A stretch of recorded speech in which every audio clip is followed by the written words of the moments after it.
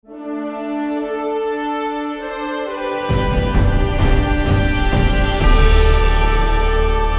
now 7 p.m. and I'd like to start the meeting of the Extraordinary Health and Wellbeing Overview and Scrutiny Committee. Thank you all so much for your attendance this meeting, as obviously it is an extraordinary meeting. I'd like to remind everyone present that this meeting will be recorded for publication on the Council's website and will normally be available within 3 working days of the meeting. I'd also like to remind members and officers to use their microphones when speaking. First is the apologies for absence. I have received apologies from Councillor Kelly, with Councillor Anderson substituting for him this evening. Welcome, Councillor Anderson. Ian Evans, with Neil Woodbridge substituting for him this evening. And Mandy Ansell from CCG, and we'll be welcoming Joe Cripps and Claire Hankey to the meeting. Welcome. Are there any further apologies this evening? Councillor Redsall. Chair, not that it's an apology, but Elizabeth Rigby should be here, but I got stuck in traffic tonight, so there's quite a bit out there tonight for some reason, so I'm just saying she might still get here. Thank you, Councillor Redsall. Item number 2, urgent items of business. I've not agreed to any urgent items of business this evening.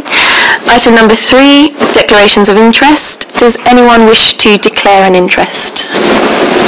No? Okay.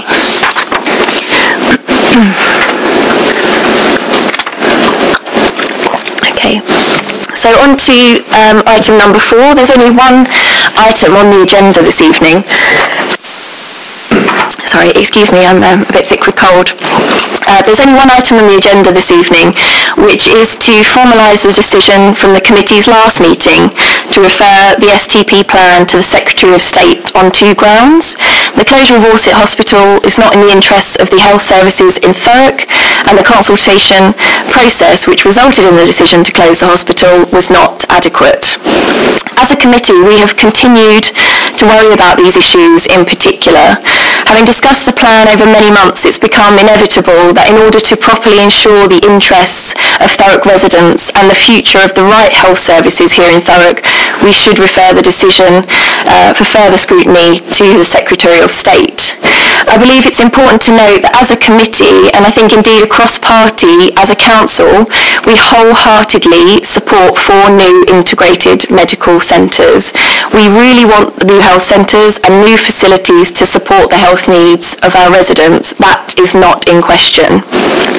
We know, both councillors and officers, however, that at the moment these centres do not exist. We know that building these centres involve a number of partners to agree, a number of planning issues to be resolved, ultimately many elements falling into place at the same time. It may be that every single element of a very long to-do list that needs to be in place to ensure 4 centres does come through, but it would be irresponsible of us as councillors not to think about what happens if all the centres aren't built. This wasn't explained to residents in the consultation. They believe that all of them will be built without question. However, sadly we have experience here in Thurrock of promises of new health facilities which progress very well until they're pulled at the last minute. In the meantime, Orsett Hospital will slowly be shutting down, and what happens to services in the hospital when there aren't 4 centres to put them in?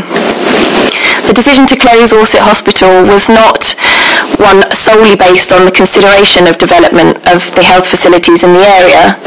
An underlying reason was a lack of investment, which meant Orsett Hospital is not up to the standards we want in the hospital. The Deputy Chief Executive of BTUH has acknowledged the lack of money to this committee previously when he explained that the hospital must close. How then can a decision based on this reasoning be of benefit to the health services of Thurrock? Over the years, for some councillors and some months for other councillors, the concerns about the consultation have been raised regularly. There are a number of minutes reflecting these concerns. Sadly, they haven't all been included in the pack presented in the report tonight. Councillor Redsall, I remember in particular you raising a concern at a meeting that was happening in your ward that you didn't know about, and you quite rightly were concerned about how widely the notice of the meeting had been circulated. In addition, Health Watch raised serious reservations which haven't been included in the pack provided to members, but I'm going to read a passage from that, if I may, and I'll provide copies of these minutes also. This is from the meeting held on the 18th of January this year. It said, Kim James stated that Healthwatch had received concerns from advisory groups, the Healthwatch board and organisations within Thurrock on how the Sustainability and Transformation Partnership consultation was being run and how it was failing the people of Thurrock. Kim James stated that this was an unfair consultation which had become inaccessible for some groups within Thurrock, that the consultation was hard to with only an online option available. Hard copies, easy read versions and versions printed in different languages were not being made available to residents. The hard copies of the consultation document should have been more readily available for residents to access. Kim James has also stated that the lack of reference to Orsett Hospital was disappointing. I'll circulate these copies in a moment. On page 17 of tonight's report, it says 276 submitted a specific consultation questionnaire distributed in Thurrock. The specific questionnaire was only received in mid-February. What might that number have been if we'd had that questionnaire throughout the whole consultation period? Therefore, I believe this decision requires referral. I am aware that we've all agreed to take this forward. However, I'll take any comments from members before formally voting. Members, any comments? Councillor Kent. Thank you, Chair. And I'm quite new on this committee, only been brought on, I think, sort of not quite halfway through, just before halfway through the municipal year. But I have two reasons that I am going to vote to put this forward to the Secretary of State. Firstly, the consultation. When there was a public meeting at the Civic Hall, I found out about it the day of the meeting and then I was unable to attend. I did afterwards bump into some people that had gone, and their view was that, and one of the phrases that stuck in my mind was, it looked like a done deal. It felt like we as public felt unable and unwelcoming. Our questions wasn't welcomed, and they just felt it was a stitch up and a done deal. So I feel the consultation, like the Chair has said, there was consultation online. We know a lot of our residents in Thurrock do not have access to online. We know that a lot of them are unhappy and uncomfortable using online, and therefore that's a large amount of the population that's been excluded from the consultation, and they could be the people we don't know that maybe need the services more than others that were able to take part in the consultation. The other reason for my decision is the increase in Thurrock population. We have been told by central government that we need to build a lot more houses. We've got infrastructure plans in place. We are looking at a local plan at the moment. We've got a lot going on. The bigger picture, I think, to me, is that we are going to need more medical services, not less. And for that reason, I welcome the medical centres. I'm not 100% confident that they will all go online. I'm not 100% confident that we will have as much services as we have at the moment with Orsett. So that's why I'm going to be voting to put this decision back to the Secretary of State for him to have a look at it again. Thank you, Councillor Kent. Councillor Redsall. Thank you, Chair. I know I said that it's not gone out far enough, and it probably hasn't. But I think we've got to give residents that it does go on social media, so it does go all over. It does get there. I think we're not. I'm not having these medical centres, which we definitely need, because I don't think Orsett A&E will not cope with what we've got coming. If we've got that many houses coming, I think there's going to be a need for four, because Orsett isn't near to everybody. Orsett is not near for people in Purfleet, it's not near for people in East Tilbury. So I think by spreading it out a little bit, and we're not going to stop, I don't think. Orsett isn't owned by us, it's owned by Basildon, so we can't really do anything about that. And if Orsett wanted to sell the Orsett site, they could sell it. But what we've agreed to do is do the 4 hubs, and I think we've got to be very visionary and look at it from the point of, if Tilbury's already half going ahead, Thurrock Hospital will take, with some reconfiguration, will take the A&E and some other services, and Perfect Regeneration 1 will take that, and Corringham will take something else. I think we've got to be quite visionary and look at this from a different perspective, that we need something. I don't think, to be honest, sending it to the Secretary of State is just going to delay the processes that we're in the need of. So I think, obviously I'm not in agreement for it to go to Secretary of State, because I think we're just going to delay what will help people with the hubs that are coming. Thank you, Councillor, for your comments. Obviously, it's disappointing that the decision to not support the referral, bearing my previous commitments, and of course that is completely your choice. I'm sure you've considered that very, very carefully indeed. Does any other councillor have any comments? Councillor Rigby. Thank you, Chair. I'm in agreement with Councillor Redsill that I'm concerned that a referral will cause a delay in the 4 medical centres, which we do desperately need. Councillor Allen. Thank you, Chair. I think in short that the 4 IMCs are a good idea, and I do believe it's going to be bringing services closer to people. It has been mentioned before that Orsett's probably not the best location to get to, but I'm not in agreement that Orsett should be closed anyway. I think it should stay open, and it should be backed up by the other 4 IMCs. Again, they're a great idea, but what with the proposed building of these 30,000 homes, I will say this, that I do believe we're the 3rd largest authority without our own hospital. Now, I believe we need our own hospital, especially in the next 2 decades, along with the 32,000 homes that are proposed. We will need our own hospital. I would like to see these, they're quite, what can I say, they're 2021, the time has been given for these IMCs to open. Now that is, would you say that's ambitious, Roger, of that time? Because we've seen a slight delay now in the Tilbury one, because we've got the CCG and their partners saying that it should become smaller. I mean, I'd like your take on this, and also Ian and the rest of the panel over there, if you could give me your thoughts on this and a good way to go forward with this. Thank you, Councillor Allen. Roger, do you want to come in on that? Yes, I think it is ambitious. I think, obviously, Southend Scrutiny Committee has already, as you know, referred the whole of the SDP recommendation to the Secretary of State, and it's estimated that will add a minimum of 6 months to the process, because the NHS partners are not in a position to take any business cases through any of their governance routes, nor sign any agreements with any partners on this.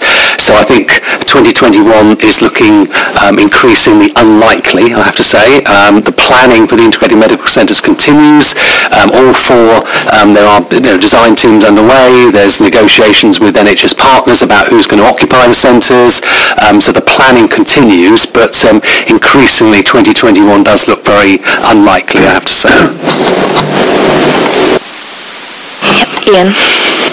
Just to respond to your questions, Councillor Allen, I'd say a couple of things. Firstly, without the closure of Orsett, just be under no illusion, the integrated medical centre model doesn't stack financially. So one is absolutely dependent on the other, so we can't have both.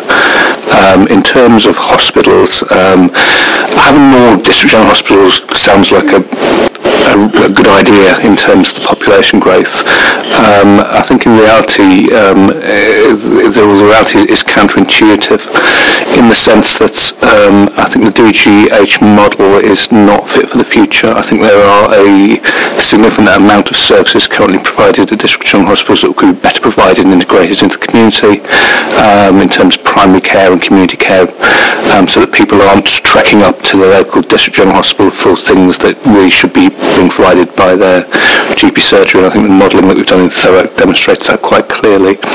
I think equally, for some of the specialist services, there's clear evidence base that we get a better outcome for patients if we rationalise those services on specialist sites. So the obvious one is stroke services in terms of a hyperacute stroke unit. If you have fewer of those, you don't have one in every district general hospital, you get a critical mass of people and you can run those services 24/7.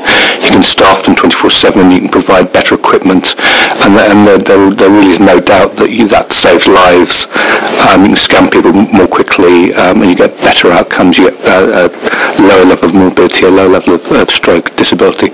I think it equally applies to other cardiovascular issues and to cancer. So in terms of DGHs, I think fewer DGHs, then more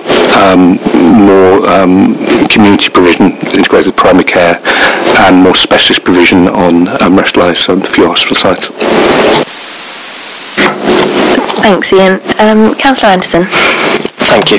I'd just like to echo the comments made by Councillor Redsell and Rigby with regards to the possible delay in the process. That's also a concern of mine, and why I will also not be voting in favour of this tonight. Thank you, Councillor Anderson. I think it would be helpful, it was helpful, Roger, to have the clarification with regards to the delay. Southend's referral to the Secretary of State would have delayed this by 6 months anyway.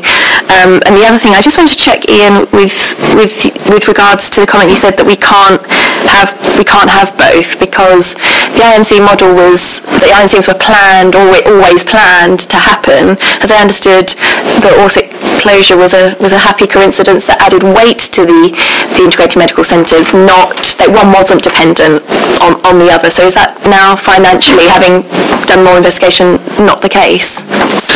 Yeah, the four IMC proposals came out of two pieces of needs assessment work that my team did, looking at the population health needs in Tilbury, in Chadwell, and in Purfleet and South Ockendon. And at that point, the clinical model was proposed. I think since that point, we've had more chance to do some detailed financial analysis, and it's clear that you do need a critical mass of services coming out, and potentially capital receipts to make the services in terms of the integrated medical centres affordable. That's definitely brand new information to me, and extremely, extremely upsetting, bearing in mind for a long time we believed that these centres were always going to happen, because obviously we do need them. Are there any other comments from members? Is there anyone else? Can I just? Oh, Councillor Allen. I just need to clarify that I will be in favour of this going to the Secretary of State. Thank you, Councillor Allen. Right, in that case, I think if we formally go to the recommendations on page number 5. I'm just going to ask Jenny how we should conduct this, bearing in mind the comments that have been made from members.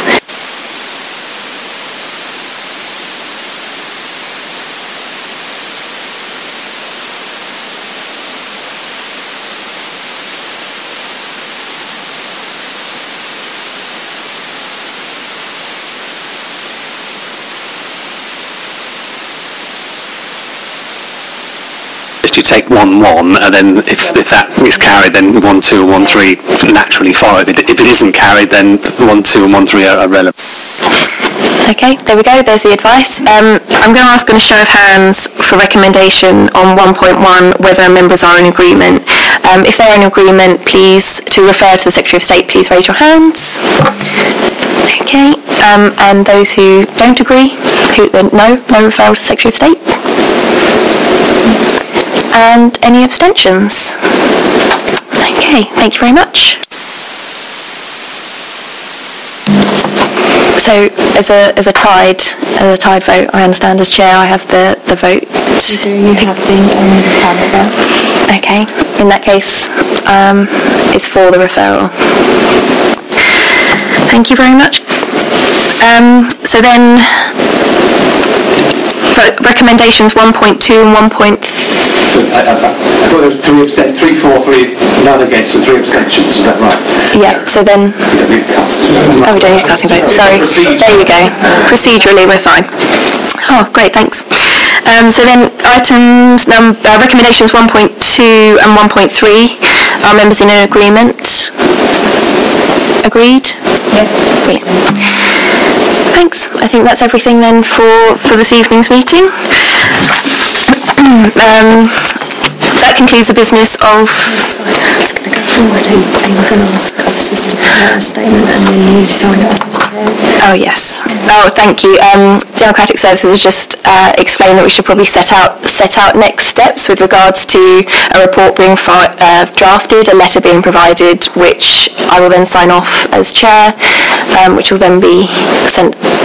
Roger, can you confirm that, please? The procedure as I understand it, and colleagues in the SDP, having experienced this in Southend, can correct me if I'm wrong, we need to agree then, because this isn't the formal referral, you've agreed on the basis of the decisions you made tonight to make a referral, we need to get a referral letter agreed, and I suggest that's most probably delegated to, I don't know, the chair or the vice chair, I don't know how you wish to do that, but then I think we would normally share it with the STP colleagues or the Joint Committee colleagues for them to make comment on it, and then that would form the basis of the actual submission to the Secretary of State, who would then make a decision as to whether this is, they may wish to send it back and ask for more information, or they may refer it then to the independent reconfiguration panel for them to take a view on it.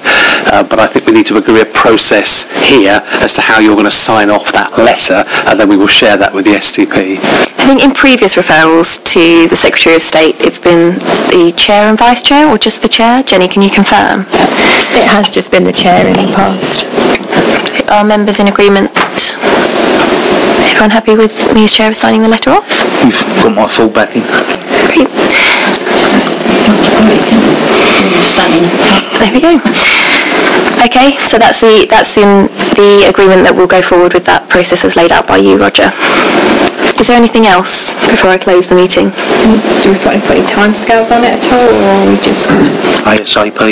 As soon as possible, bearing in mind the concerns with regards to delays. I'm sure the Secretary of State would want to try and, although they're slightly different, I would want to consider the South End and the Thurrock ones together as much as possible. Absolutely. Do we know what their timescales are with regards to letters and so forth? Don't know if Does anyone Tom know? or Joe know.